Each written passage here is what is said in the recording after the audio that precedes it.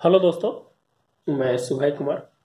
दोस्तों, 67 बीपीएससी का जो एग्जामिनेशन है उसको लेकर जो मेंस की जो प्रिपरेशन पे जो हमने बात किया था उसके चरण में है जो आज हम करंट अफेयर्स और जो हॉट बर्निंग टॉपिक जिसको बोला जाता है कि इस बार किसी भी पीसीएस एग्जामिनेशंस में पूछने की चांस 100% के बराबर है। हम ऐसे टॉपिक पे ही बात कर रहे हैं आपसे जो बीपीएससी या यूपीपीसीएस या किसी अन्य एग्जामिनेशंस में आपको पीटी हो या मेंस हो उसमें है जो आपकी मदद करेगी। दोस्तों, आज हम बात करेंगे अफगानिस्तान से रिलेटेड और अफगानिस्तान का बहुत बड़ा मुद्दा है, लेकिन हम उसके भारत के रिस्पेक्ट में बात करेंगे और वर्तमान स्थितियां हैं जो क्या है जो जुड़ी हुई है। तो दोस्तों, अगर आप चैनल पे नए हैं तो निश्चित रूप से सब्सक्राइब कर लें, लाइक करें। और मेरा ग्रुप है जो डिस्क्रिप्शन बॉक्स में दिया हुआ है, उसमें सप्ताह में 2 दिन है जो आपका आंसर राइटिंग है। एक क्वेश्चन का 40 क्वेश्चन रहेगा जिसमें GS1 GS2 रहेंगे। उसको है जो लिख कर है जो भेजना है। अगर कोई जो जुड़ना चाहते हैं जो निश्चित रूप से जुड़े। आगे हम बढ़ते हैं दोस्तों। अफगानिस्तान में भारत की समस्या इंपॉर्टेंट है कि दोस्तों भारत से रिलेटेड है जो क्वेश्चंस हमें बनाना है। अंतर्राष्ट्रीय परिप्रेक्ष्य में निश्चित रूप से कलेक्टिव रिस्पॉन्स होता है, कहे कि एक ऐसा देश जो लगातार 20 वर्षों से संघर्ष कर रहा था और संघर्ष करने के बाद विश्व की सबसे बड़ी महाशक्ति 24 ट्रिलियन जिसकी अर्थव्यवस्था है जो उसके सामने अगर घुटने टेक देता है तो निश्चित रूप से लाजमी है कि वैश्विक रूप से एक बहुत बड़ा खतरा के रूप में भी इसे देखा जा सकता है। समावेशी सरकार नहीं होने के चलते समावेशी विकास नहीं हो सकता, जिसके कारण वहाँ की समस्याएं हैं जो दिन पे दिन बढ़ती जा रही है और उससे जो रिलेटेड जो नेबर कंट्री हैं उसकी समस्या है जो और दिन पे दिन बढ़ती जा रही है। जहाँ आतंकवाद की बात हो, जहाँ पर अशांति की बात हो, देश के इंटरनल सिक्योरिटी की बात हो, देश के वैश्विक नेतृत्व में एक नई लोकतंत्र की जो ढहती जो शाखा है कहीं ना कहीं है जो उसके भी है जो चिंता का विषय है जो बना है। एक लोकतांत्रिक देश के ऊपर अगर किसी एक पार्टी, एक आतंकवादी पार्टी जिसके यूएनओ के जो यूनाइटेड नेशन सिक्योरिटी काउंसिल में वहाँ की जो मंत्रिमंडल के 17 ऐसे सदस्य हैं जिसपे है जो 2200 यूएनओ 2293 प्रस्ताव के अंदर है जो उनको है जो बैन किया गया है, तो उस देश की जो स्थिति है कहीं ना कहीं है जो चिंताजनक है और नकारात्मक है। इस पे लेकर है जो हम बात करेंगे और भारत की क्या रणनीति होगी, भारत ने वेट एंड वॉच की स्थिति में किस प्रकार से है जो अफगानिस्तान को टैकल किया और वर्तमान स्थिति में कैसे है। भारत मानवीय आधार से पाकिस्तान के रूट के माध्यम से गेहूं एंड जो जीवन रक्षक दवाई है उसको है जो भेजने का काम किया है। तो भारत एक लोकतंत्र देश के नाते भारत मानवीय आधार पे हर कदम है जो साथ देने की तत्पर है, लेकिन भारत के अंतर्राष्ट्रीय सुरक्षा आंतरिक सुरक्षा पे कहीं ना कहीं है जो प्रश्न जब लगता है तो भारत है जो उसका विरोध भी करता है। तो भारत की ये सबसे बड़ी उपलब्धि रही है कि भारत इसके नेतृत्व के रूप में है जो कहीं ना कहीं उभर रहा है। चाहे आप है जो कतर में बात किया जाए, चाहे आप है जो ट्राइफा जो रूस में किया गया जो वार्ता हुई उस पर है जो भारत की अहमियत है जो भूमिका रही है, या भारत के जितने भी अभी एससीओ की मीटिंग हो, चाहे आप G20 की मीटिंग हो, चाहे आप G7 की मीटिंग हो, चाहे क्षेत्रीय एशियान की मीटिंग हो, चाहे जितने भी मीटिंग है उस मीटिंग में अफगानिस्तान का मुद्दा है जो जोरों शोरों से रहा। और पिछले कल जो OIC की मीटिंग जो पाकिस्तान के इस्लामाबाद में हुई है उसमें भी निश्चित रूप से अफगानिस्तान एक बहुत बड़ा मुद्दा था और उसमें पाकिस्तान ने है जो इसे जोर शोर से उठाया है।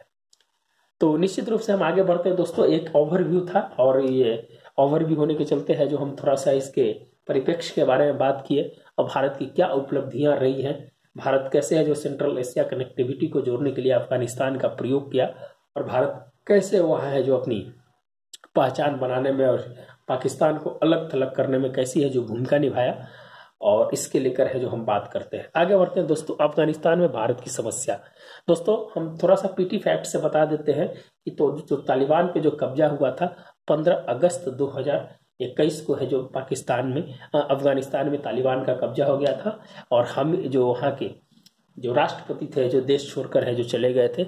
एक शर्मनाक बात है, किसी भी राष्ट्राध्यक्ष को अगर देश छोड़ देता है तो है जो कायरता का प्रश्न है, और इसमें कहने में कोई गुरेज नहीं है कि अगर किसी देश के नेतृत्व करता ही अगर किसी देश के किसी संगठन के सामने अगर घुटने टेक देता है तो उसकी है जो नेतृत्व क्षमता पर कहीं ना कहीं है जो सवाल उठती है।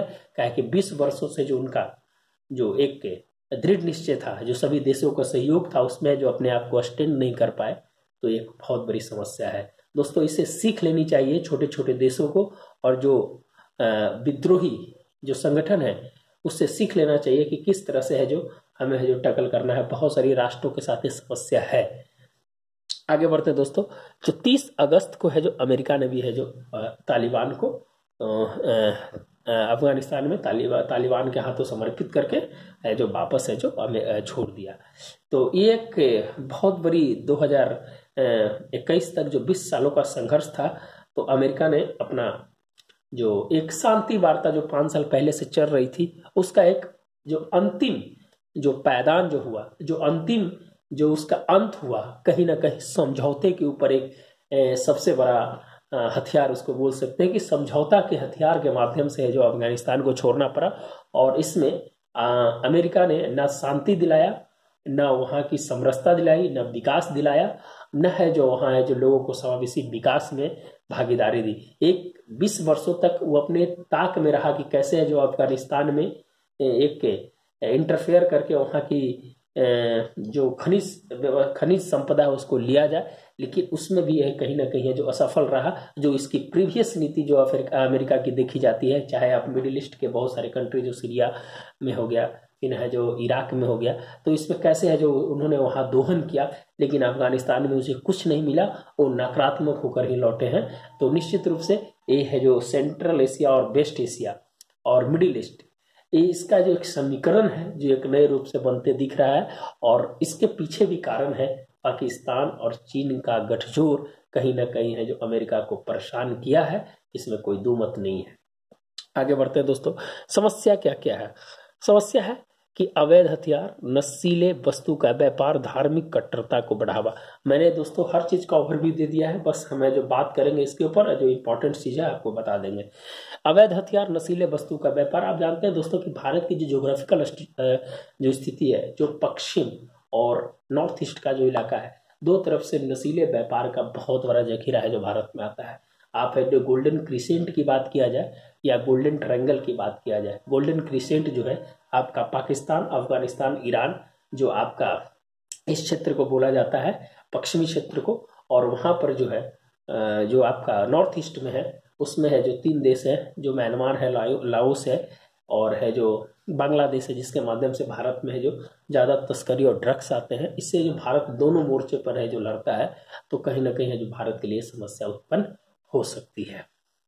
आगे बढ़ते हैं दोस्तों। मानवाधिकार और महिला की बात है। जो भारत लोकतंत्र होने के चलते मानवाधिकार को सबसे सर्वोत्तम मानता है। मानव पूंजी, मानव जो सबसे इम्पोर्टेंट चीज़ है, जो उसकी बुनियादी चीज़ है, जो सोशल जो सामाजिक जो राइट्स है, उसको है जो हर व्यक्ति को मिलना चाहिए, यही लोकतंत्र में अधिकार होता है। तो कहीं ना कहीं उसकी जो पतन कहीं ना कहीं अफगानिस्तान में हुई, ये चिंता का सबक है जो बना। इसीलिए दोस्तों कल 2 दिन पहले बाइडेन ने है जो 100 देशों को निमंत्रण दिया था कि आप लोकतंत्र के आकर बात कीजिए, लोकतंत्र की जो उपलब्धियां हैं, एक विशाल लोकतंत्र और एक समृद्ध लोकतंत्र के बीच में कहीं ना कहीं है जो समन्वय बैठाने की है जो कोशिश की जा रही है। और भारत एक बड़े लोकतंत्र के साथ गतिशील लोकतंत्र के ऊपर है जो काम करता है, जहां अमेरिका है जो है जो पुराना लोकतंत्र के साथ है जो विकसित लोकतंत्र की है जो बात करता है। तो इस पे है जो हम बात करते हैं, एडिशनल चीज इसमें डालते जाएंगे। सुरक्षा एवं आतंकवाद पर यूएनओ 2593 प्रस्ताव है जो पारित किया गया है दोस्तों, कि किसी भी देश को वहाँ की गतिविधि आतंकवादी गतिविधियों में उसकी जमीन का उपयोग नहीं होने देना।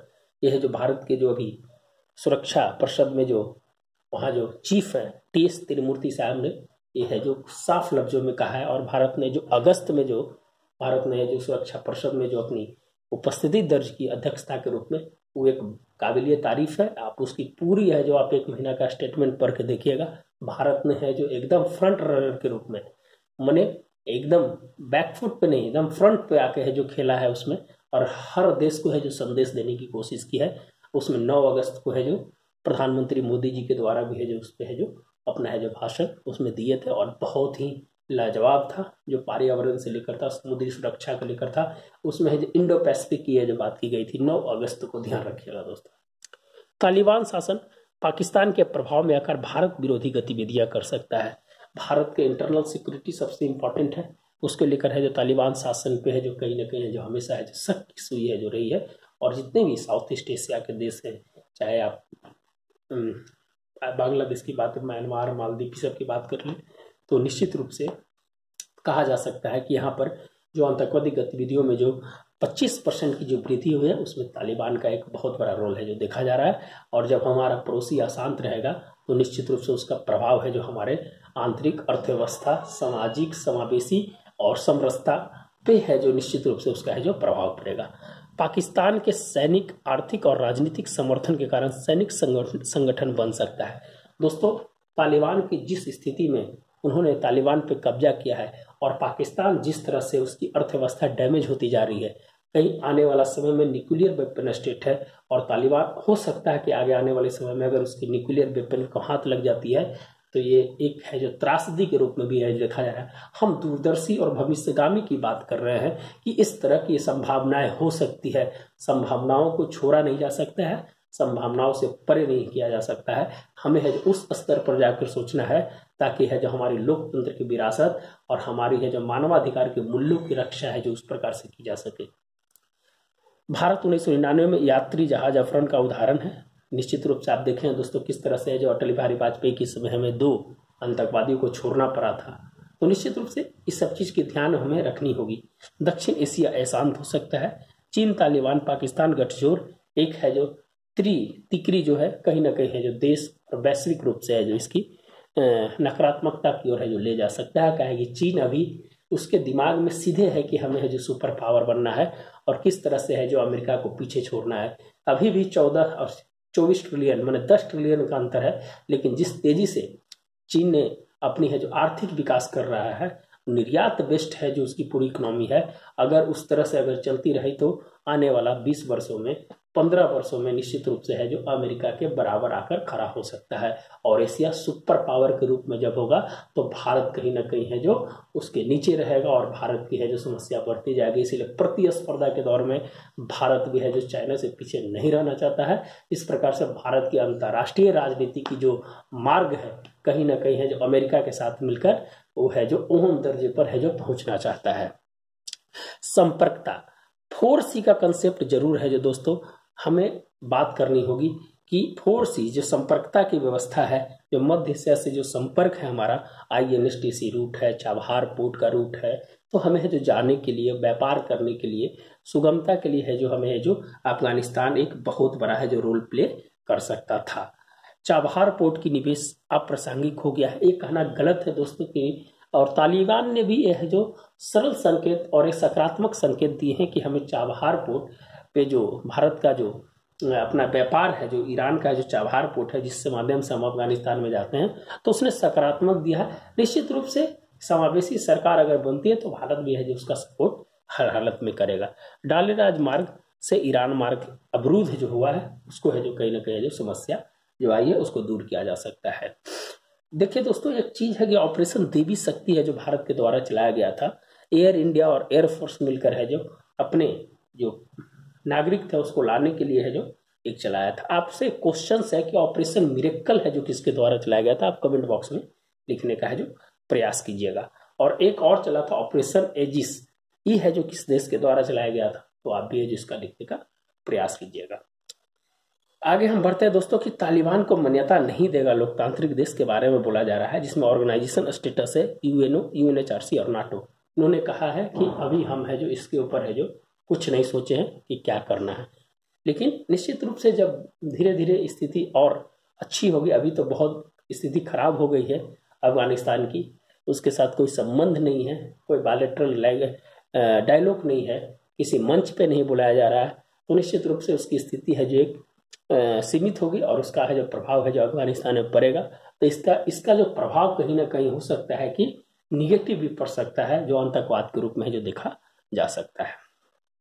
भारत की अफगान नीति के बारे में बात कर रहा है कि भारत लोकतंत्र का समर्थक, शांति, समरसता, मानवाधिकार की रक्षा, 3 बिलियन का जो डॉलर का जो 3 बिलियन डॉलर का जो भारत की तरफ से जो दिया गया विकास, 400 छोटे कार्यक्रम जो वहां पर है, जो ये इंफ्रास्ट्रक्चर के क्षेत्र में, राजनीतिक समाधान और यूएनएसओ में समर्थन की है, जो कहीं ना कहीं है जो अफगान की जो नीति भारत के अफगान नीति में था, ये है जो तालिबान से पहले की नीति है, जिसमें सलमा डैम, अटल संसद, सहतूत डैम, डाल राजमार्ग, स्वास्थ्य अवसंरचना, वहाँ के ब्यूरोक्रेट्स को है जो प्रशिक्षित करना, वहाँ की खेल भावना के साथ भारत में उनके लिए है जो विशेष प्रकार की सुविधा प्रदान करना, और वहाँ के महिलाओं के लिए विशेष कैंपेन चलाना। तो भारत की एक है जो विदेश मंत्रालय के साथ एक अच्छा संबंध रहा, जिसके कारण है जो काम है जो बहुत अच्छा से भारत ने है जो वहाँ पर किया है। कश्मीर समस्या, जिहादी ताकतों का बढ़ना, कश्मीर में हिंदू मुस्लिम सिख की हत्या, अल्पसंख्यकों की समस्या, कंपोजिट कल्चर शब्द से समाज में विद्वेष, कहीं ना कहीं है जो दोस्तों इस्लाम और इस जो बातें हैं जो की जा रही है कि हमें है जो किस प्रकार से है जो अपने धर्म को, धर्म संप्रदाय आधारित जो बात जो तालिबान के द्वारा किया जाता है, पश्तून, तो कहीं ना कहीं है जो ये आज के वर्तमान 21वीं सदी के लिए है जो ये अप्रासंगिक रह गया। हमें कंपोजिट कल्चर के साथ काम करना होगा। जो कश्मीर समस्या में कुछ दिन पहले देखा जा रहा है कि गतिविधियां बढ़ी है, तो हमें है जो इस पे है जो ध्यान देना होगा। आपको एक क्वेश्चन पूछ रहे हैं दोस्तों कि जिहाद शब्द का यूज, सबसे पहले एक हिस्ट्री से क्वेश्चन है कि जिहाद शब्द का प्रयोग सबसे पहले है जो कब किया गया था, किस युद्ध में किया गया था। आपको इतना बता देते हैं दोस्तों